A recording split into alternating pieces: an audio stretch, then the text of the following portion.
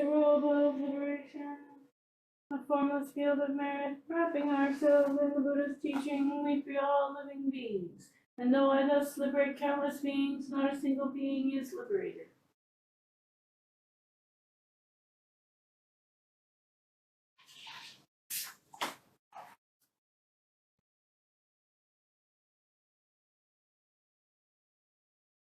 Incense chime.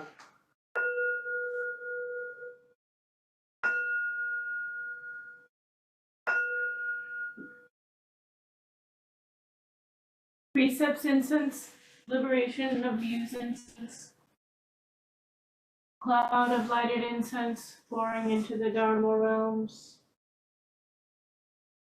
Offering to the highest teachers of the 10 directions, I respectfully bow to the altar of the incense cloud.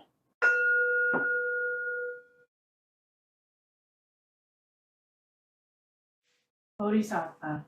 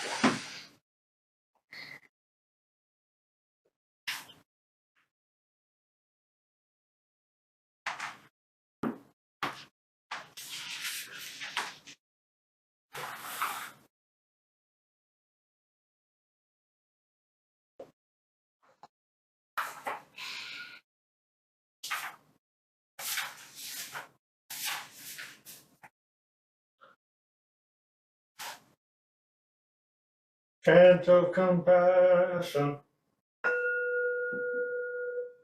We surround all forms of life with infinite love and compassion. Especially do we send out compassionate thoughts to those in suffering and sorrow, to those in doubt and ignorance, to all who are striving to attain truth, and to those whose feet stand close to the great change called death. We send forth all wisdom, mercy, and love.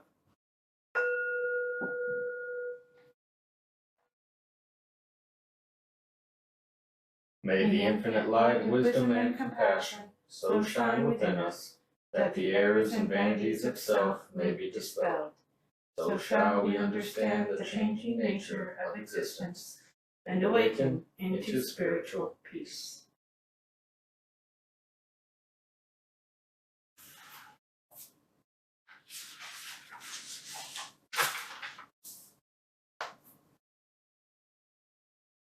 The refuges. I take refuge in the Buddha. I take refuge in the Buddha.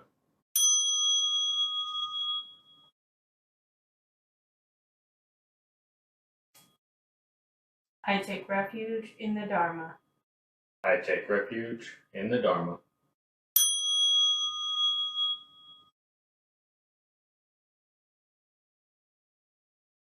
I take refuge in the Sangha. I take refuge in the Sangha.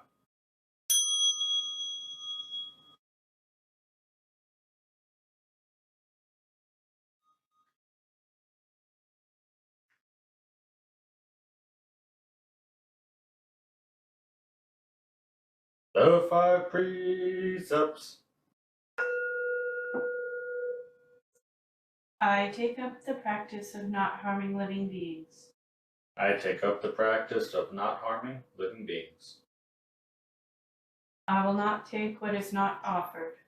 I will not take what is not offered. I will not misuse sexuality or sensuality. I will not misuse sexuality or sensuality.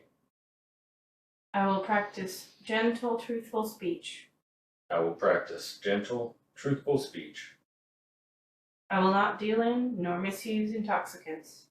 I will not deal in nor misuse intoxicants.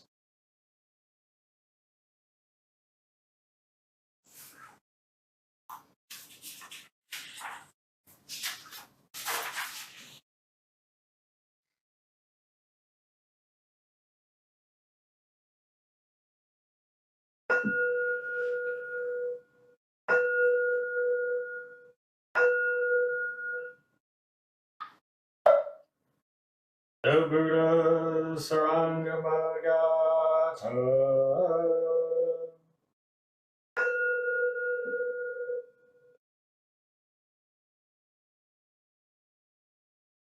True nature is free from all phenomena, which are illusions by causes created.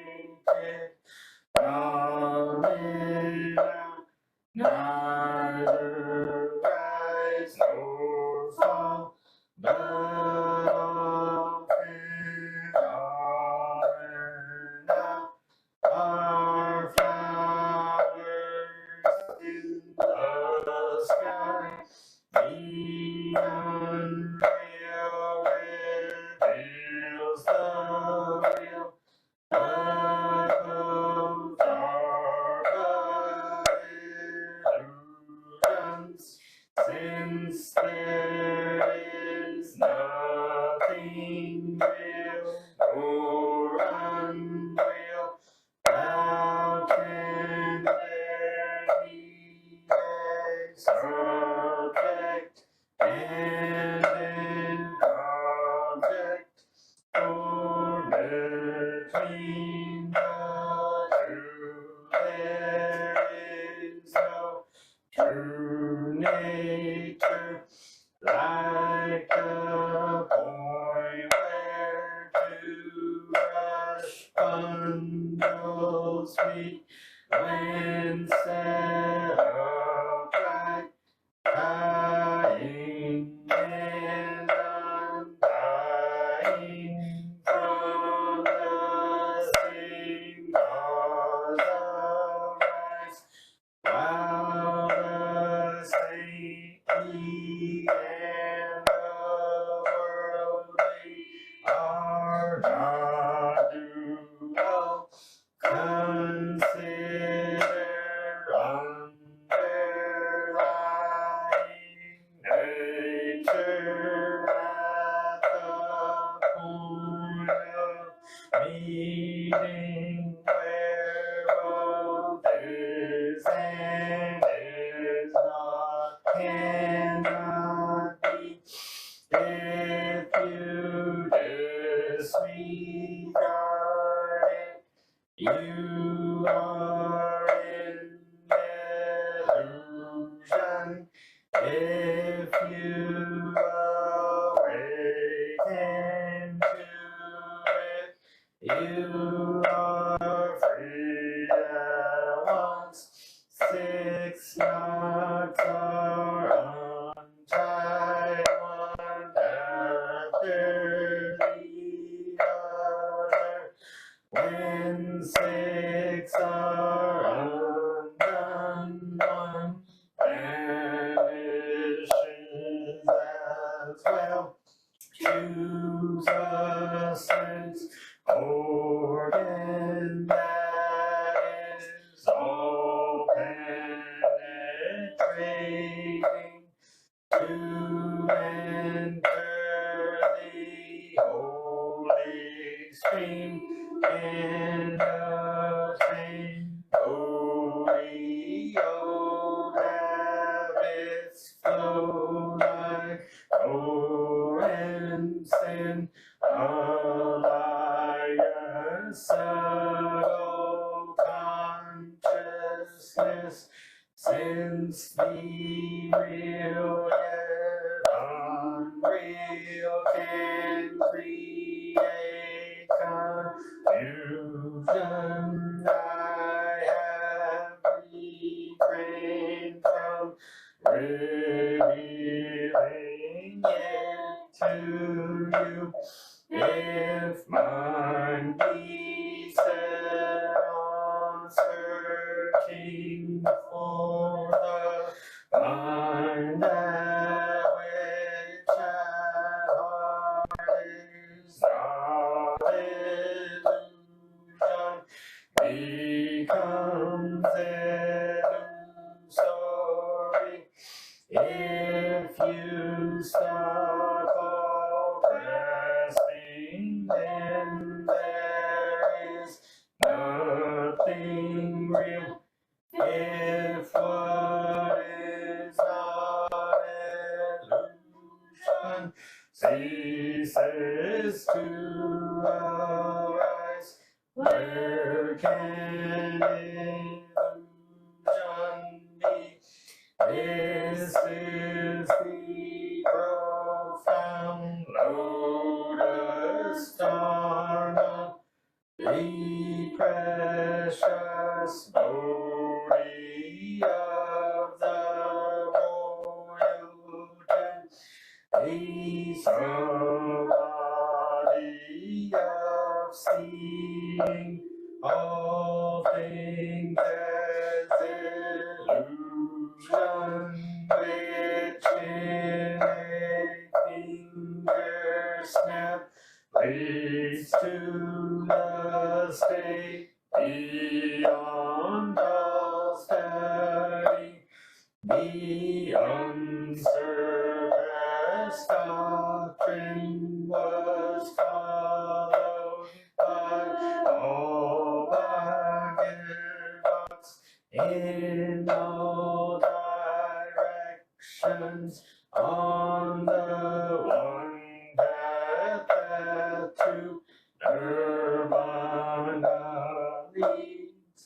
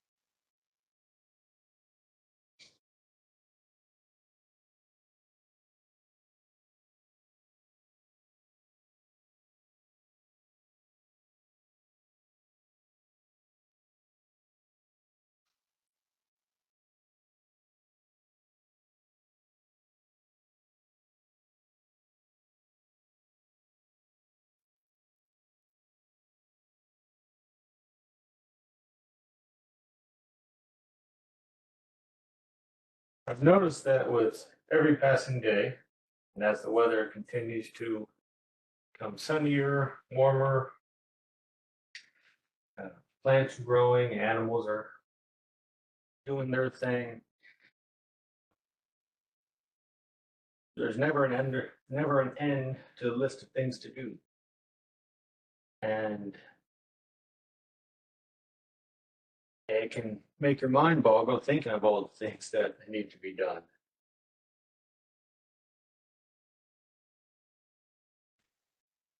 And I caught myself doing that same thing until I realized that I was making myself all anxious and all these things, all these thoughts that were being unproductive were just that, being unproductive, causing this anxiety. It was all self-done. Then I thought about how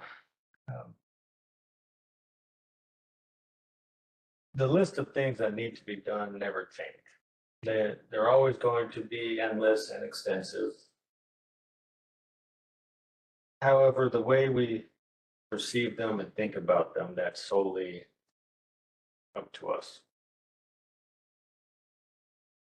The actions are just actions, and the things are just things.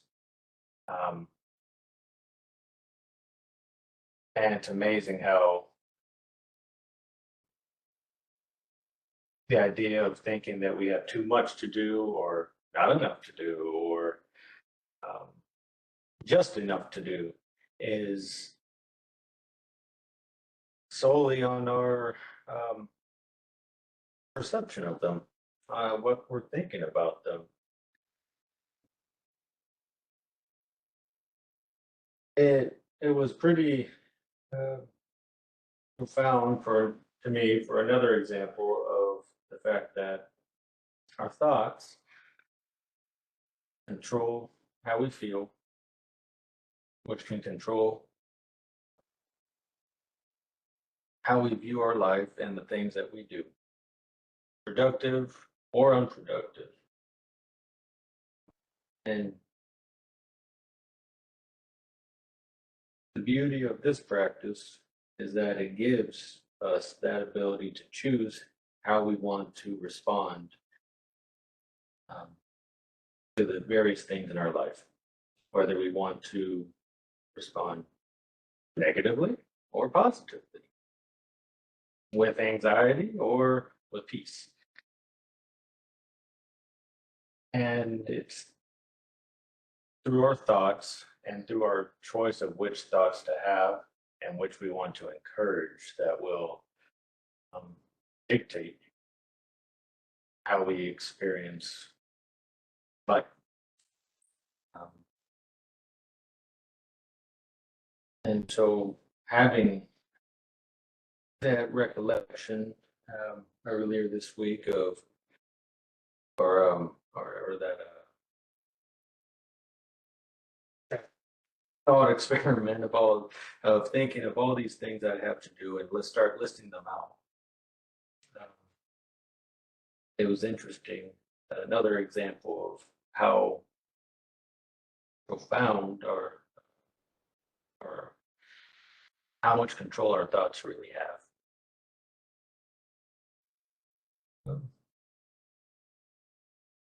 So continue your meditations, continue this practice, and develop that ability to choose how you want to respond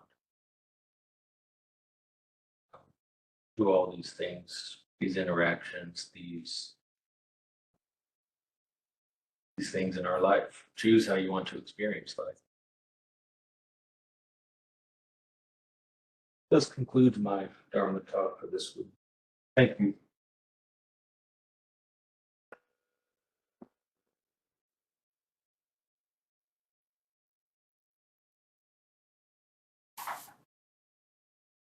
Closing gata. Let me respectfully remind you, life and death are of supreme importance. Time passes quickly and opportunity is lost. Each of us should strive to awaken, awaken, and to to not not squander squander your life.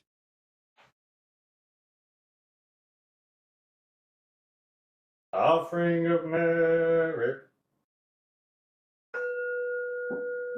May the merit of this penetrate into each thing in all places, so that we and every sentient being together can realize the Buddha's way.